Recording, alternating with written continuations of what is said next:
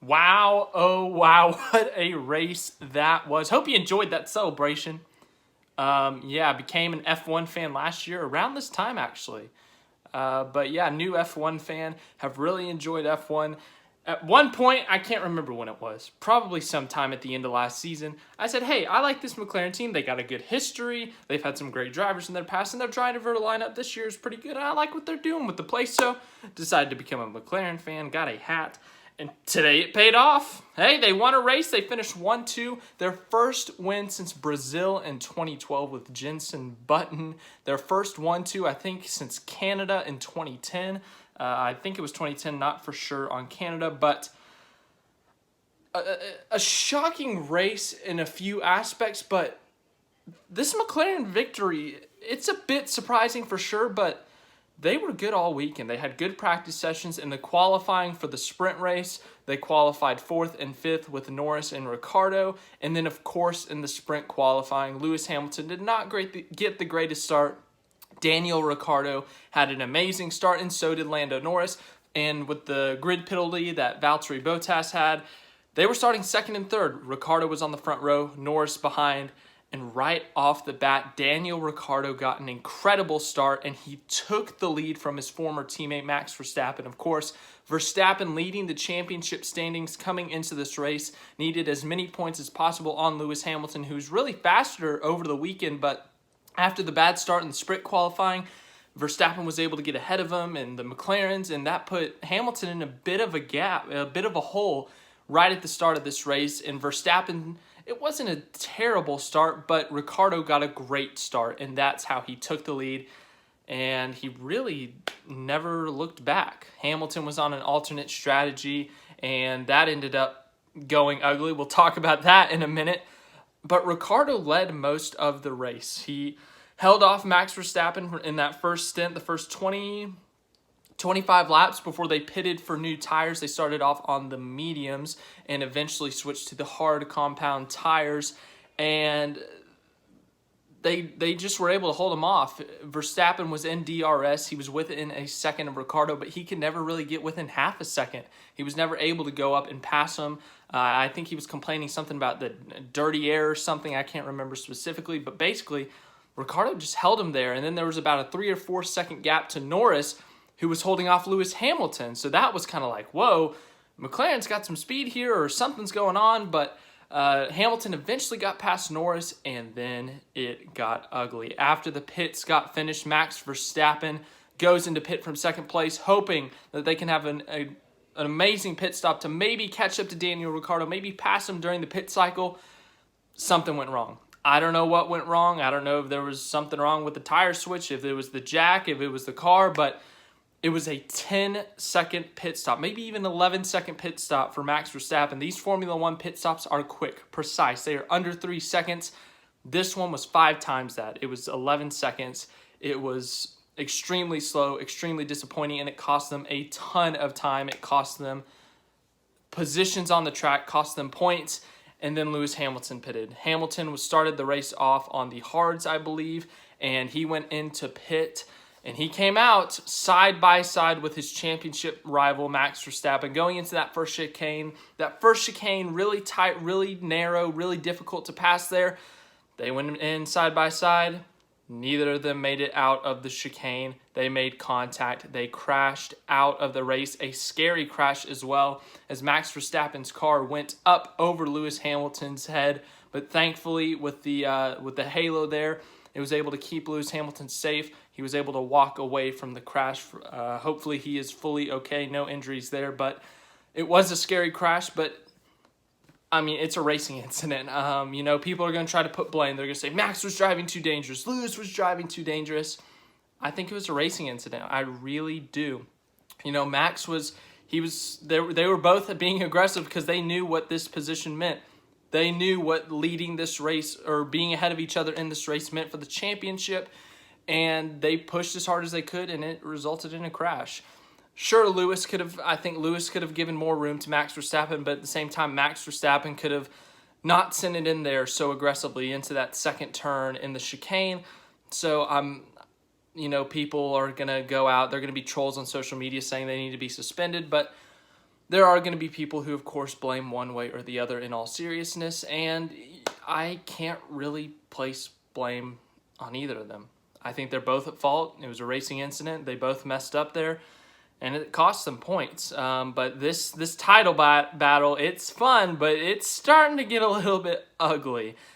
Take notes, NASCAR. Realize how they didn't need a playoff system to scrunch the points and make it a tight championship race.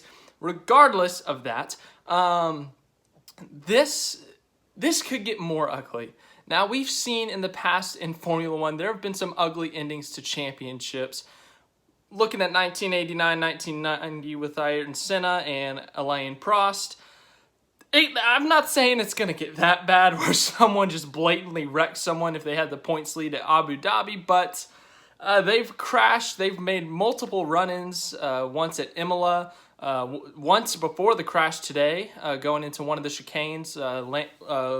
Lewis Hamilton was run wide by Max Verstappen. And then, of course, the crash today, the crash back at the British Grand Prix at Silverstone. They've had some run-ins this year, and I just think it could get more ugly. There could be more incidents. There could be more contact. There could be more crashes. I mean, they're pushing to the absolute limit. They know that every point matters. They cannot finish behind their rival. It's that close on the points. I think it's an 8-point gap. They cannot afford to mess up. They cannot afford to crash. They cannot afford a bad race. And so they are pushing to the absolute limit. And when they are next to each other, racing each other, they've had some great battles. Like back at Bahrain at the beginning of the season, a great battle for the win there. Clean and a great battle. Then we had moments like today where they crash. They make contact. It gets ugly. And yes, that's going to happen. It happens in all racing. Contact is made. You hit wheels, you hit doors in stock car racing or something like that. Wrecks are going to happen, contact's going to happen, but with these two, it's happened multiple times this season, and I'm just afraid it might get really ugly, but once again, it's been a great championship battle. It's been a dramatic championship battle. I can't wait to see how this plays out, but it has been fun so far. I mean, it's just been such a fun season. I'm so glad this is my first full year as a Formula One fan because it has been incredible. But let's look at the results of this race. Boy, oh boy, do we have an interesting one here. Daniel Ricciardo wins for the first time since Monaco in 2018 when he was with Red Bull. Do you know what's happened between there? He finished up with Red Bull, and then he went to Renault. Had a couple of podiums there, but was never able to win. Never even able to lead a lap at Renault. Today, he leads the majority of the Grand Prix in Italy, and he wins at Monza. His first win at Monza. McLaren's first victory in 9 years. McLaren, super historical team, has won tons of championships with tons of iconic, legendary drivers, and it took them 9 years to win a race. They've had a lot of struggles in the last 9 or so years, lots of different drivers, different engines, different manufacturers for the power unit and all that stuff. So it has been a struggle for them, but it is paying off. Zach Brown has put together a team that has worked really well. They have a youngster in Lando Norris who has done very well in his career. He has had an outstanding season. And of course, bringing on Daniel Ricciardo in the offseason. He's had a rough year. It has not been a great year for Ricciardo. Remember last year, McLaren finished third in the Constructors, and Ricciardo, he got off to a rough start. It has not been his greatest season, but this week they found speed. Ricciardo made it work, and he gets his first victory with McLaren. A great win for that team and for him. Second place, Lando Norris, another podium for him, just short of his first win, but he has been sensational this year. Multiple podiums, has been third in the driver standings at times. I think he currently sits fourth behind Bottas, but he has been really good this year. And of course, he is still looking for that first career win, but outstanding race today. Was able to hold off Lewis Hamilton for a good chunk of laps. And of course, after that incident with Lewis and Max, he was able to hold off Valtteri Bottas, Sergio Perez even, fighting for that second position, trying to hold them off and trying to, secure a win for his teammate. He was catching Ricciardo at one point, but Ricciardo started to pick up the pace, pulled away. So it's a 1-2 for McLaren at Monza. Great weekend for them. Third place, Bottas started at the back of the grid after a power unit change. I think it was prior to this weekend, I don't know, but it was announced during the qualifying for the sprint race that Bottas had switched the power units and he would be starting at the back of the grid, and he drove amazing today. Of course, it was announced earlier this week that Bottas would be leaving Mercedes to go to Alfa Romeo, so his last few races here with Mercedes in a really good competitive car, and yeah, today he was incredible. Drove from last and drove all the way up to third. Made a lot of passes today. It was really fun to watch him go through the field. I really do feel like he's a really underrated, underappreciated, overhated driver. He's in Mercedes, yes, and everyone's like, oh, he should win every race. But his teammate is 7-time champion Lewis Hamilton, one of the greatest F1 drivers of all time. You're not going to beat him every race. You're not going to beat him a lot. It's going to be difficult to beat him. We saw how much effort it took from Nico Rosberg to beat Lewis Hamilton, and of course how much effort it's taking Max Verstappen to try to beat Lewis Hamilton. So it is not an easy task to beat Lewis Hamilton. I just feel like Bottas gets too much hate for that. Fourth place, Charles Leclerc in the home race for Ferrari.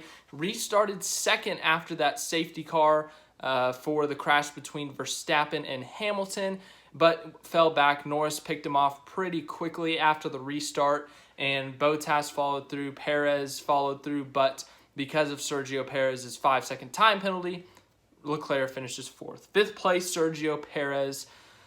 Good day for him. He was up there on the podium, but unfortunately he cut a corner. The steward said he gained an advantage, and he ends up fifth due to the time penalty. But yes, an unfortunate day for Red Bull as well, as Bottas finishing third and Perez fifth, and then the other two of Hamilton and Verstappen not finishing means that Mercedes does extend that Constructors' standing lead, trying to get, their 8th consecutive Constructors' Championship, but man, they've been insane. Sixth place, Carlos Sainz in his first Italian Grand Prix for Ferrari. Solid day for him, and we didn't talk about it, but this is huge for McLaren for third in the Constructors. They had fallen behind a bit in the past few weeks. Ferrari has been really good, really consistent, getting 5th, 6th place results, whereas McLaren has been a little bit iffy at times.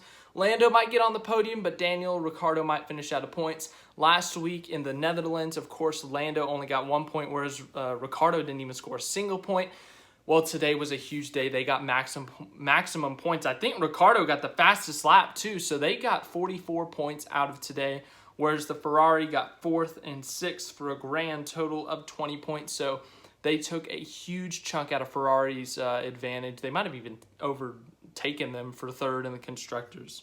7th, Lance Stroll finished on the podium in this race last year. Good points day for him. 8th, Fernando Alonso. 9th, George Russell. Finishes in the points again for the Williams team.